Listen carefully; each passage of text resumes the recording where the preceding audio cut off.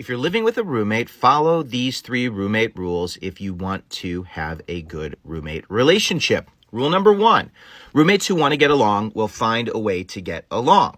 Your job is just to coexist and want to get along. Even if your roommate doesn't want to get along, you can still figure out ways to tolerate this. My roommate gave me the silent treatment.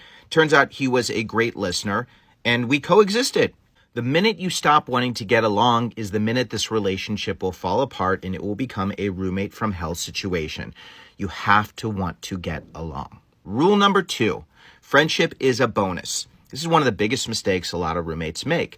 They require the person they're living with to be a friend. Now, you can expect and you can want and hope, but when you require someone to be a friend, they have to say and do certain things. And if they don't say and do certain things, like include you when they're going out or share meals with you or introduce you to their friends, you start to resent this because you're like, we're supposed to be friends.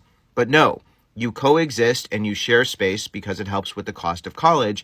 Friendship is a bonus. I want you to be friends. It'd be great, but you're going to have to find friends in other places so you don't rely on your roommate to be your friend or require your roommate to be your friend. Rule number 3, agree to the uncomfortable rule. The uncomfortable rule says if either of us does something that makes the other uncomfortable, we agree that we're going to talk about it within 24 to 48 hours, or you don't have to put a time frame on. But the understanding is uncomfortable is part of our relationship, and we can have these conversations because we hope that we can be friends. We want to get along, and we want to have a good roommate relationship. So many of you are so afraid to be honest when something comes up because you don't want to offend someone. But when you have the uncomfortable rule in place and when you understand friendship's a bonus and you want to get along, you can have a great roommate relationship. And the end result is you have a much better chance of becoming friends with your roommate.